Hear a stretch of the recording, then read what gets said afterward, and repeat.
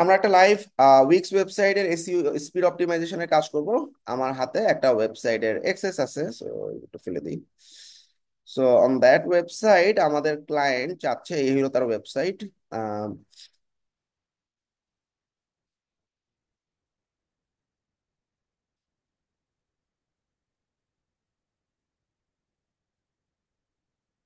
ওকে, so basically সে একজন trainer. তার কিছু মাস্টার ক্লাসও আছে, কোর্স কোর্স অনেক কিছু আছে। তো বিশাল একটা পেজ ওয়েবসাইট, এই ওয়েবসাইটে স্পিড অপটিমাইজেশন করতে চাচ্ছে। ইনিশিয়ালি আমরা ওয়েবসাইটটা স্পিড মেজার করব। গুগল পেজ স্পিড ইনসাইডে গিয়ে আমরা স্পিডটা একটু দেখে নিব 58 এর মতো মোবাইলে। আচ্ছা, এখন আমরা যেটা করব সেটা হচ্ছে, প্রথমে আমাদের একটা শিটে চলে আসলাম। এই শিটে অল্প কিছু কাজ আছে। নাম্বার ওয়ান, পেজের ট্রানজেকশন গুলা রিমুভ করতে হবে। প্রথমে আমাদের ওয়েবসাইটে গিয়ে ক্লায়েন্টের এটা পারমিশন নিতে হবে, কারণ অনেক ওয়েবসাইট স্টাইলিস্ট ডিজাইন পছন্দ করে, অ্যানিমেশন, ট্রানজেকশন, পেজের ব্যাকগ্রাউন্ড অনেক কিছু চায়। আবার কিছু ক্লায়েন্ট এত কিছু চায় না, আমার স্পিড ইম্পর্টেন্ট। এখন একটা ক্লায়েন্টকে বলে নিতে হবে, ভাই আমি কিছু অ্যানিমেশন ট্রানজেকশন অফ করবো, এটা তোমাকে কনসিডার বা কম্প্রোমাইজ করতে হবে ওয়েবসাইটের স্পিডের জন্য। তখন তোমরা সাইট ডিজাইনে যাবা। সাইট ডিজাইনে যাওয়ার পর দেখো পেজ ট্রানজেকশন নামে একটা অপশন আছে, এটা নান করে দিব। শেষ, নাম্বার ওয়ান।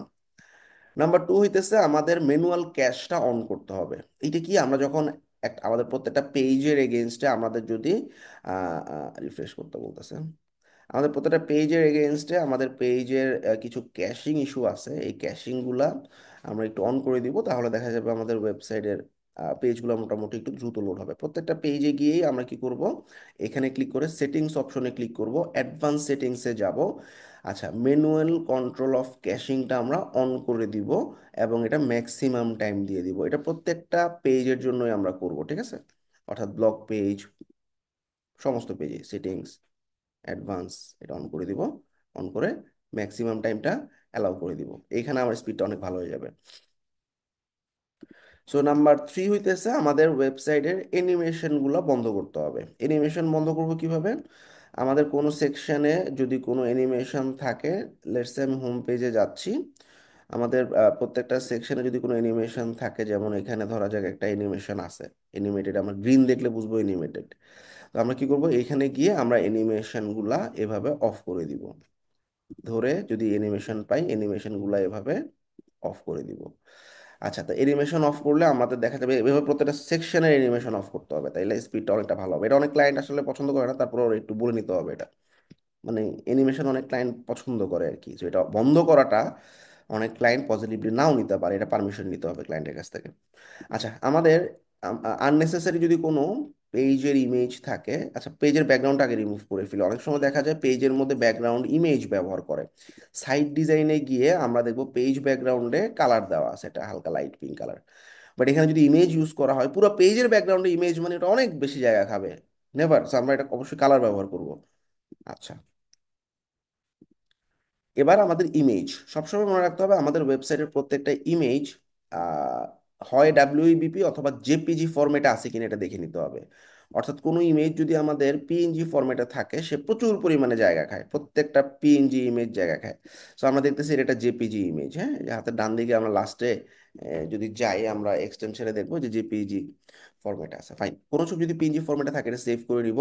তারপরে পিএনজি টু জেপিজি লিখে গুগল করব। গুগল করে আমি এই ছবিটাকে কনভার্ট করে ওয়েবসাইটে আবার আপলোড করে ঠিকঠাক করব। নাম্বার থ্রি হইতেছে প্রত্যেকটা ওয়েবসাইটের ইমেজের দেখা যাবে যে অনেক সময় যে ইমেজগুলো ব্যবহার করছি সেই ইমেজগুলোতে আমাদের আহ, অনেক বেশি 3000 4000 পিক্সেল, 5 MB 6 MB পর্যন্ত আমি ইমেজ পাইছি। তো প্রথমে আমাদের কি করতে হবে, আমাদের এই যে চেঞ্জ ব্যাকগ্রাউন্ডে যাব, গিয়ে আমাদের যে ইমেজটা আছে, আমার তো ইমেজে আছে তাই না, ইমেজে ক্লিক করব। ইমেজে ক্লিক করার পর আমাদের যে ইমেজগুলো ব্যবহৃত হয়েছে সেই ইমেজগুলোকে একটু হালকা কাস্টমাইজ বা এডিট করে নিব, যেগুলো একটু ভারী লাগতেছে আমার কাছে, ঠিক আছে? সো এডিট করার জন্য যে ইমেজটা আমি চেঞ্জ করতে যাচ্ছি সেই ইমেজের উপরে ক্লিক করে ক্রপ অ্যান্ড এডিট নামে যে অপশনটা আছে এখানে চলে যাব।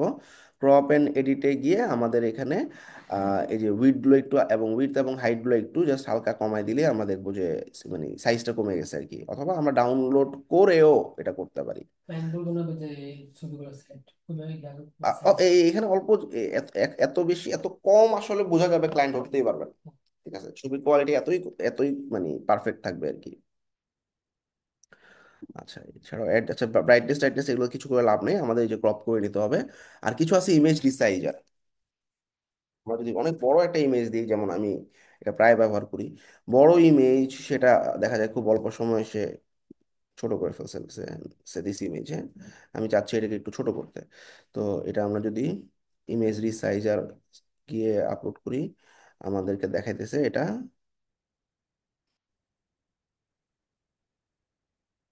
আমি কতটুকু উইডথ দিব। এটা বর্তমানে আছে 2900, আমার দরকার নেই। আমি 1000 থেকে 1500 রাখলেই বুঝবার ছবির কোয়ালিটি এনাফ।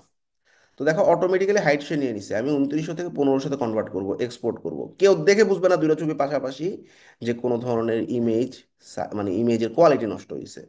আমি যখন 500 600 এরকম নামায় ফেলবো তখন গিয়ে ঝামেলা দিতে পারে, বাট আমরা যদি এরকম রাখি একদম দেখবো যে এখানে আসলে কোয়ালিটি লসের কিছু নেই, পারফেক্টলি বুঝা যেতেছে।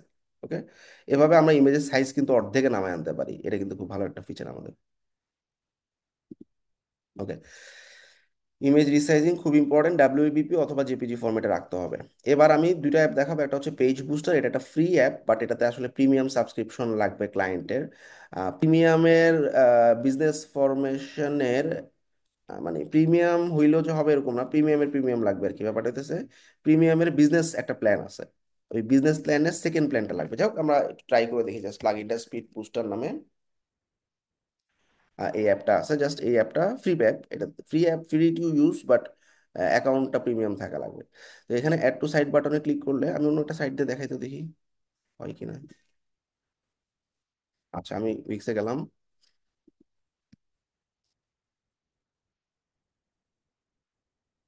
আচ্ছা এটা একটা সাইটের ক্লায়েন্টের কাজ, এটাতে একটু ট্রাই করে দেখি।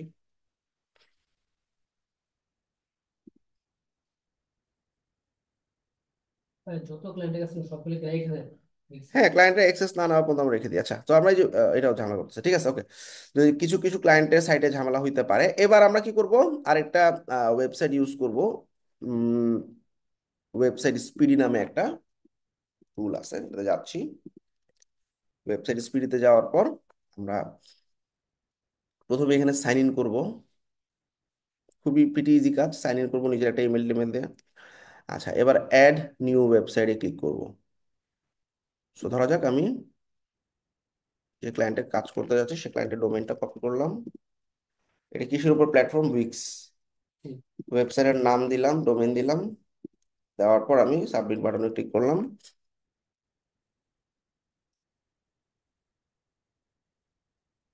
সেটা অলরেডি অ্যাড করা আছে, অন্য একটা সাইট যাচ্ছি।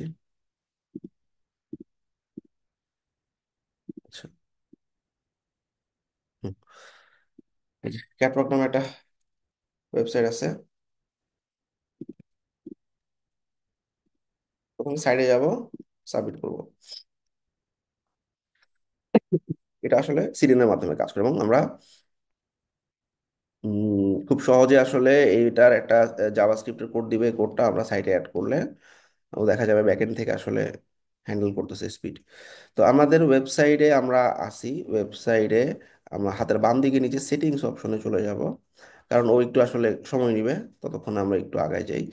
আমাদের একদম বটমে কাস্টম কোড নামে একটা অপশন থাকবে সেটিংসে, এই কাস্টম কোডের মাধ্যমে আমি যে কোনো ধরনের কোড, যেটা আসলে দেখা যায় ফেসবুক পিক্সেল, গুগল অ্যাডস এর কোড, এগুলো সবই কাস্টম কোডের মাধ্যমে ইনজেক্ট করা হয়। আচ্ছা এই কাস্টম কোডে আসলে আমাদের কেমনে অ্যাড করতে হয় সাইটে।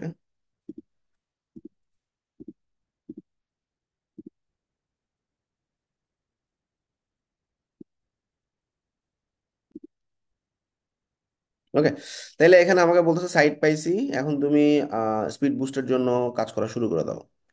এখন ওরা বলবে ঠিক আছে বুস্ট যে করবো, তুমি একটা কাজ করো, আমার এখানে কিছু কোড আছে, এই কোডটা কপি করে, জাভাস্ক্রিপ্টের কোডটা কপি করে সাইডে বসে দাও।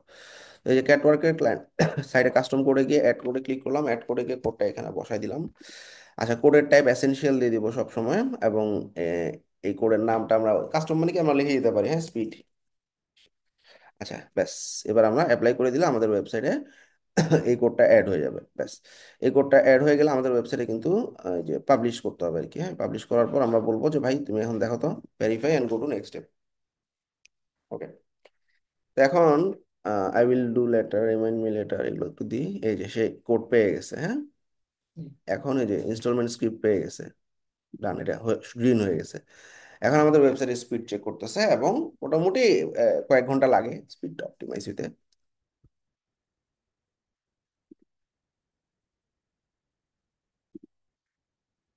তো কিছু সময় লাগবে। এরপরে আমরা